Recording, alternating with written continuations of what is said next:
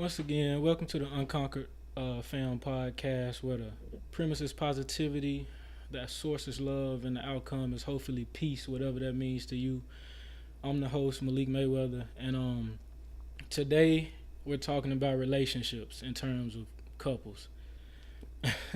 Now, I know it's a lot of gray area with this topic, and a lot of different interpretations for how a relationship should be or not. But I try to give a general, I guess, overview, but also be thorough at the same time of what I believe can help people in relationships. So here's my disclaimer before I even start. Everything I say is meant to not have a biased point of view, but more so have a holistic view of the concept of relationship and how to exist and how to grow within one. Both individually and together. And with that being said, try to have a good understanding of who you are as you grow and you change. Be honest with yourself and the other people. To limit miscommunications. And I'm also like a romantic at heart, so I'm not like a notebook watching type of guy. But The Wood is my favorite movie, and I like Hitch, and like a Love and Basketball or something. So it's all relative. I try to keep myself from being biased as I can. And understand that regardless of what I say, everything is different for each person, and those movies and all the stuff that we get wrapped up in when we do watch stuff like that, it only scratches the surface of what a relationship is. And it can always it's always deeper, and movies are only about an hour and a half of your time, while a relationship is a lot more time and a lot more dedication. But to get started, to attack a relationship from the positive aspect, because that's the premise. Um, you have to look at it this way, and this is gonna sound funny, but you are the problem and the answer, both of you.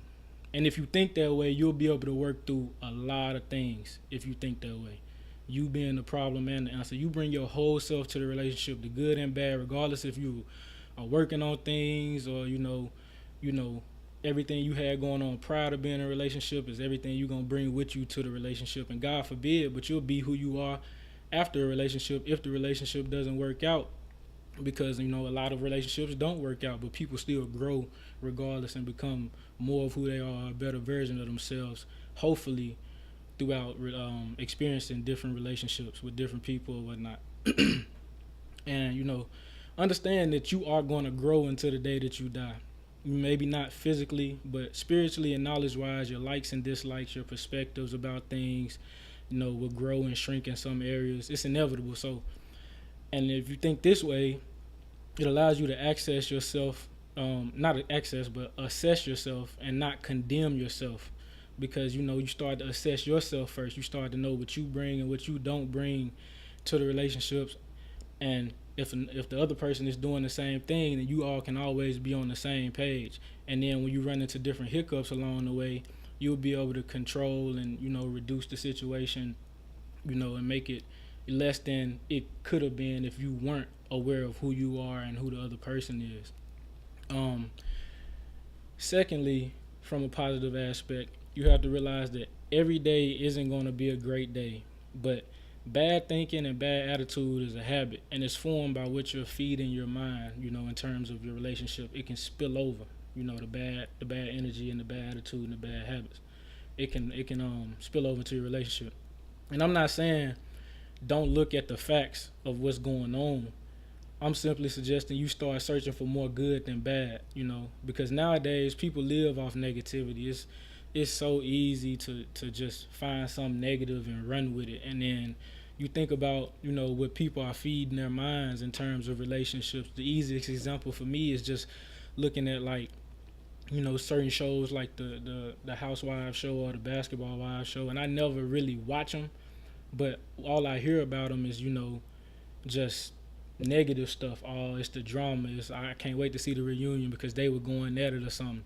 And this is what you're feeding your mind. You're feeding your mind to be negative or think like that. Like, if you understand both sides of the equation, that it's just entertainment and all that, then you can walk away without really hurting yourself and your outlook on things as far as a relationship goes. But when you get caught into the sex scandals and the baby mama drama that the media and everybody else portrays and lives off of and makes money off of, then you get into a trapped way of thinking in terms of how relationships go, and you start to compare your relationship to certain things like that, or you say you never want that, and then the hint of something like that happening to you, you don't know how to even work through it if it did happen. Unlike those people who are just entertaining you and not really telling you how to go through life, or a relationship mentally. They're not really telling you how to come back from certain things. Um, so that's my spiel on how to be real. Attack relationships positively. First, you gotta understand that you're the answer and the problem, and also feed good habits in terms of energy and everything you have going on when it comes to a relationship, you and the other person.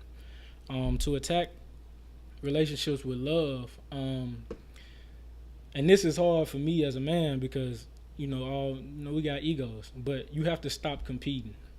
Relationships are about giving and selflessness. A relationship is about being selfless, and it takes time to get there. It takes forgiveness. It takes being comfortable with who you are and who you're becoming.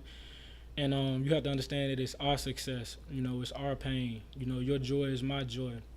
And in the moments when you can't understand that, that someone may be going through something that you've never gone through, and you can't really feel how they're feeling, you can still be there and try to provide the right energy. And if you aren't connected on that level, then you can get there, because it takes work. You meet somebody, you're not automatically on that level with them already. You might feel a connection, but you're not on that level with somebody immediately from meeting them and starting to date and all those things. So you got to stop competing. You also have to have genuine appreciation.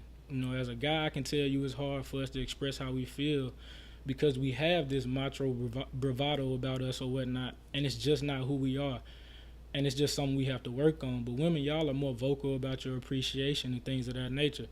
And it can be flipped. There are some guys that are more vocal, and a woman isn't as vocal, but, usually it's not that way. So to understand that this is a big area where you have to compromise and really try to understand each other is big for how you love each other, and understanding each other and trying to move forward. So you have to have genuine appreciation, but you have to understand that the way I appreciate may not be the way that you appreciate. I might show my appreciation by, I don't know, fixing something in the house or something. It's like, the gutter was broke, I had to fix it, and then I washed the dishes because I knew you were gonna get home late from work or something, and I washed the dishes before you got home or something. Like those little things that both partners can do to really show their appreciation. It's like a lot of little things you can do that show this genuine appreciation. Sometimes they go overlooked, and that can make a person feel away. And when that happens, you have to really communicate and show, all right, this is how I show my appreciation. You may not have known this, but this is how I've been showing it. And now that you know that, you can look at that thing and say, okay, that's that. Or I can look at the thing and say, oh, she did this. That's how she shows her appreciation. It's kind of like figuring out each other's, I guess, love language. I've never read that book actually, but if you want to get that book or something, go get that book and try to figure out each other's love language. Anything to figure out how to communicate the best way for you and the other person. What I want to talk about now on as far as love is don't spare feelings all the time. I'm not saying that you gotta be mean, but tough love is needed in a relationship. Sometimes you need to be told that you tripping, and you need to be mature enough to know the difference between someone just being nitpicky or really looking out for you. And it's nothing I can really say on this podcast to really help you understand which one of those it is. That's just something you have to understand between you and the person you're with. But the way I see it, if I have a bad day and then I let it turn into 2 days and I let it turn into 3 days, and then I get a kick in my ass saying, hey, you need to get up and get over that, whatever it is. Sometimes you need that. Sometimes everybody needs that. But if you don't know the difference, you'll sit around and you'll be mad, or you'll be holding a grudge about something that been bothering you, and you feel like they weren't being empathetic when really they were just trying to get you to move past it. Because if you don't move past it, then you'll just be stuck in that rut, and no one wants to be stuck in a rut. And it's not easy to be with someone who's stuck in a rut. Even though it's possible, but you don't want the person you care about to be feeling bad or having bad days back to back to back. Like it's just not good for either one of the people, and the energy's down. So, sometimes tough love is needed to try to push people through to not just, better relationship standing, but push them through to their greatness. You never know how great you can be in a relationship or in life if you didn't receive tough love somewhere. Somebody had to get you motivated, because you're not going to be motivated every day. But the support and the love that someone gives you can help you get over different humps. Nobody can do it alone. As far as having peace in your relationship, the first thing I want to talk about is a conversation I had with EJ, who I shouted out on the last podcast. Shout out to the ADH bros, FIU. It's complacency versus contentment. And the way I see it is, complacent is when you did all of these things to get to a certain result. And then once you got that result, you stop doing those things.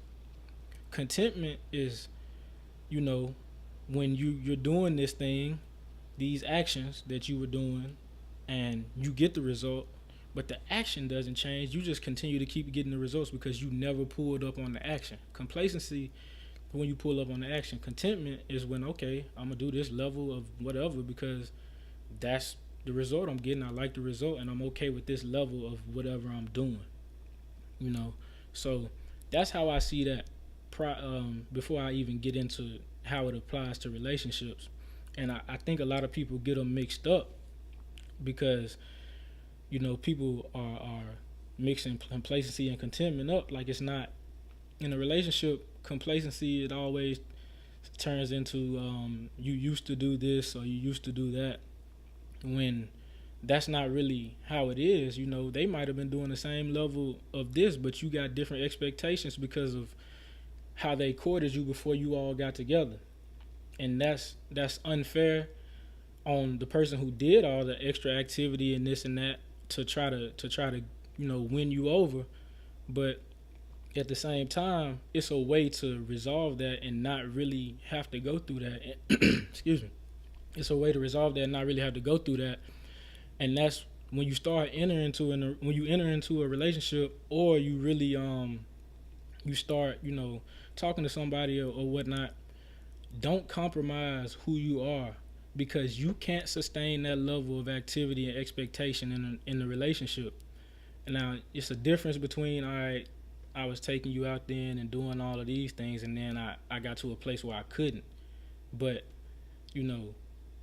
if you are in a relationship where I did all these amazing, crazy things and then they just stopped, of course there's gonna be some friction there, because I'm trying to figure out what happened. Like, this is what I've come to expect, and now it's not there. And that needs to be communicated on both sides. Hey, I couldn't sustain that doing that because of this.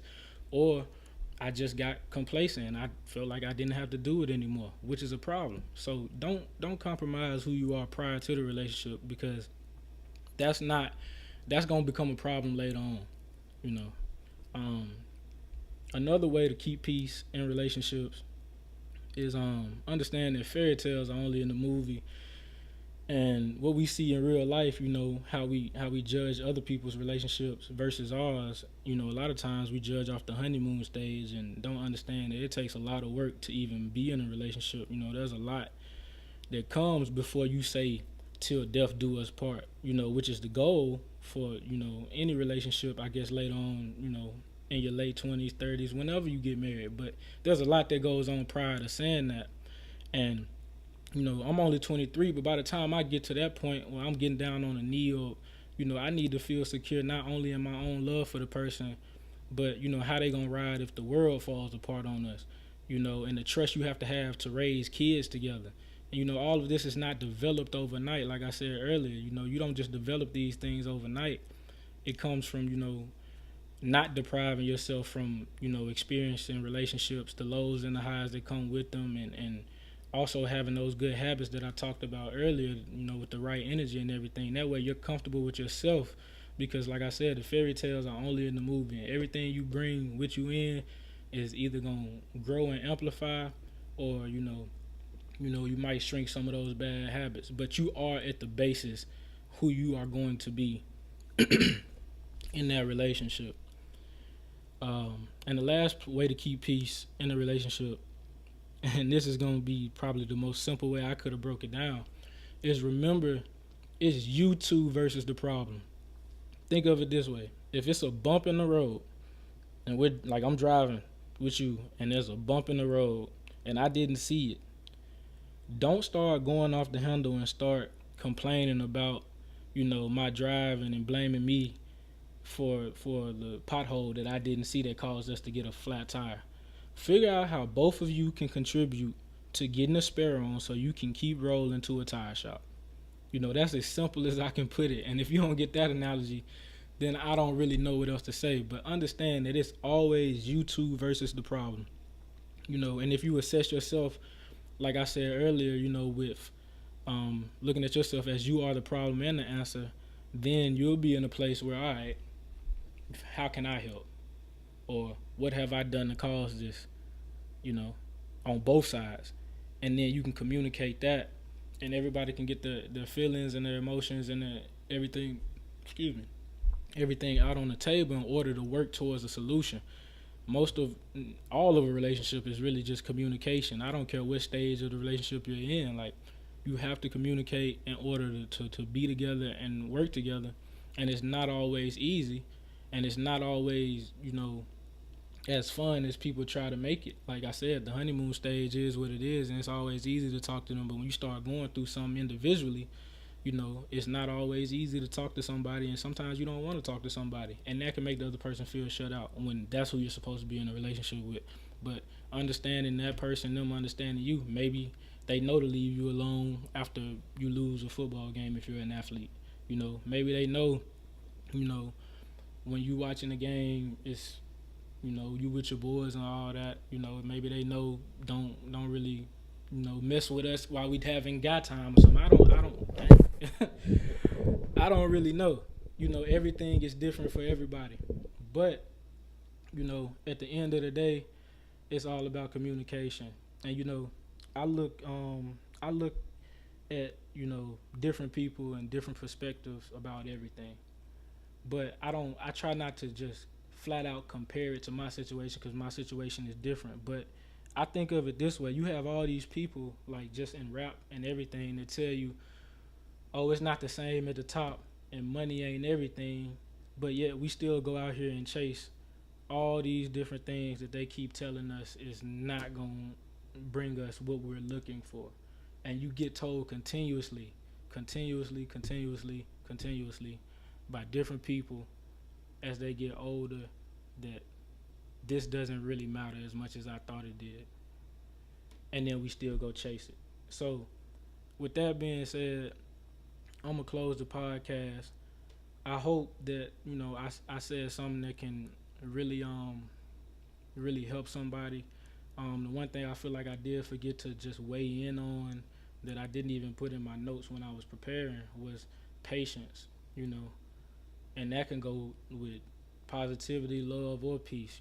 Patience is key.